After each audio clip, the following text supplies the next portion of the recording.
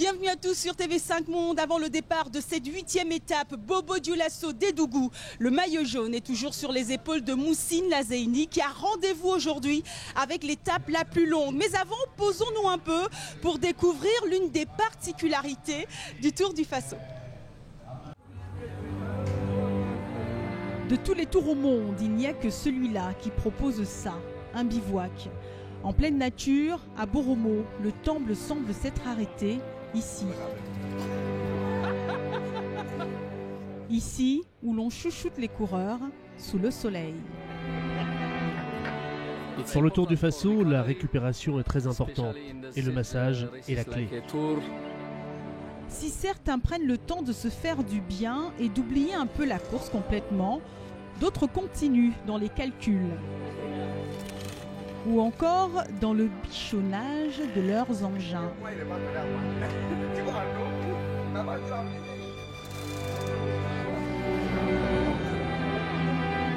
Ici, le temps semble s'être arrêté.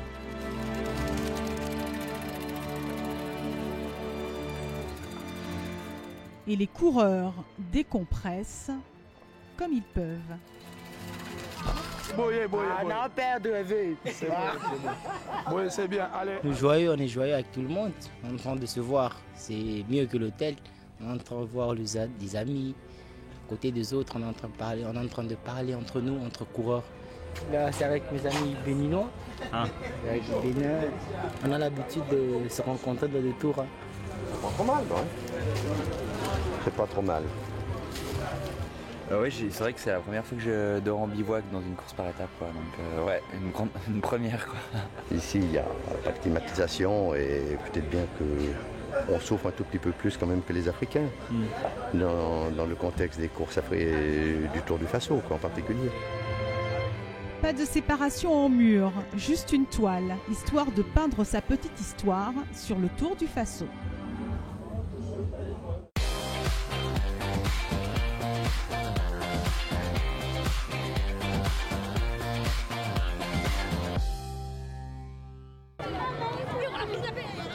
Les Marocains, moins sereins que d'habitude, plus concentrés peut-être pour cette longue étape de 170 km.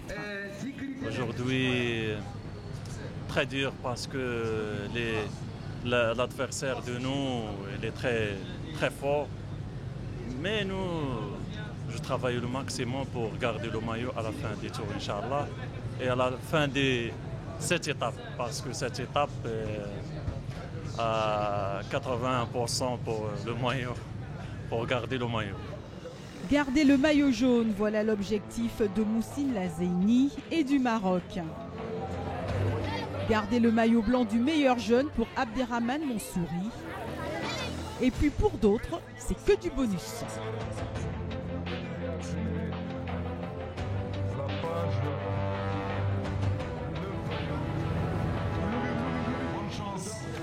Après 3 jours à Bobo Dioulasso, direction le nord du pays, d'Edougou. Et toujours cette fierté des Burkinabés pour leur tour. Si fiers qu'ils prennent les choses en main dès les premiers mètres, attaque de Abdoulaye Rwamba. Il est très vite suivi par son coéquipier Saïdou Bamogo qui le rejoint. 2 hommes sont en tête, 2 Burkinabés, respectivement 34e et 39e au classement général. Ce qui n'empêche pas le peloton de rouler à vive allure.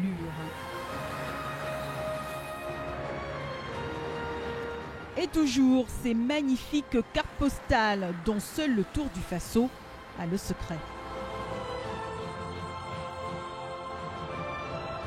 Les 2 échappés continuent à accélérer. On vous l'avait bien dit depuis le début que dans ce plateau très relevé, les Burkinabés ne sont pas du tout complexés.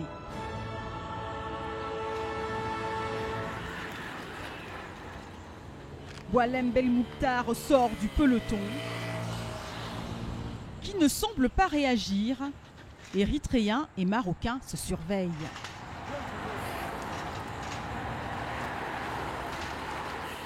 Boualem Belmokhtar, l'Algérien, se lance à la poursuite des 2 hommes de tête et réussit à faire la jonction.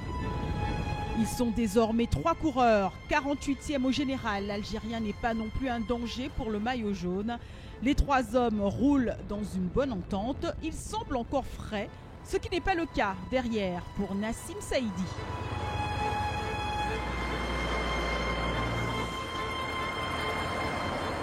Qu'est-ce qui se passe? malade. Je suis malade. Il a un problème un peu gastrique, donc il ne peut pas terminer. Sinon il risque de tomber, donc il vaut mieux l'arrêter. Ça fait combien de temps qu'il est malade? Bon, ça a commencé ce matin. Ouais, ce matin ça a commencé. Je ne sais pas, c'est peut-être une intoxication, quelque chose comme ça. Nassim Saïdi, 20 ans, deuxième aux derniers Jeux africains à Brazzaville avec l'Algérie en contre-la-montre par équipe junior, abandonne ici, sur la route de Dédougou. Région productrice de coton, l'on pourrait s'égarer à faire de la poésie sur ces champs s'il n'y avait l'effort de ces gladiateurs d'un autre genre. Le peloton maillot jaune ne semble pas être inquiété par ces 3 échappés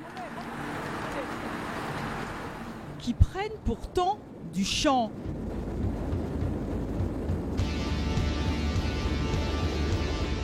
Abdoulaye Rwamba, Saïdou Bamogo et Boualem Belmouktar ont 1 minute 30 d'avance sur le reste du peloton.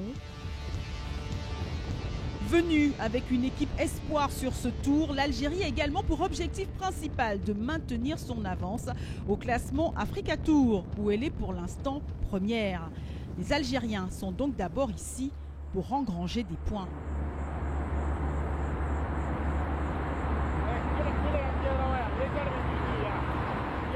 Mais la bonne entente des échappés ne semble pas suffire. L'écart avec le peloton se réduit. Ils ne sont plus qu'à 45 secondes par l'entremise du Maroc.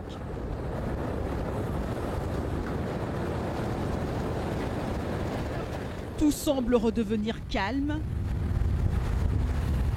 jusqu'à la sortie du peloton du Malien Issiaka Koulibaly. Une réaction qui bouscule légèrement le peloton. Et toujours Marocains et Érythréens qui se surveillent.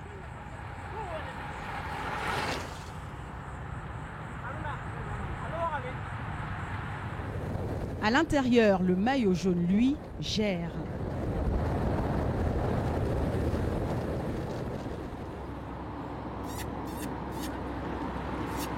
Devant, les 3 échappés perdent encore un peu des secondes. À 50 km de l'arrivée, ils ne sont plus qu'à 35 secondes du peloton. Mais les 3 coureurs continuent à bien s'entendre, se passent les relais.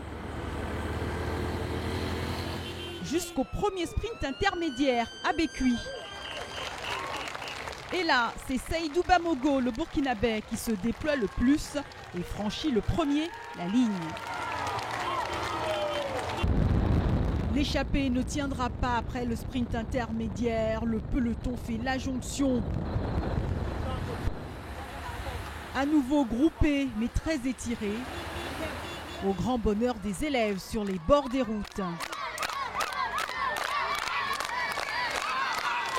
L'Érythrée en formation mène le peloton.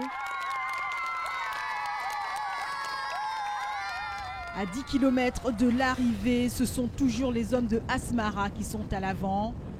Les Marocains en embuscade protègent leur maillot jaune.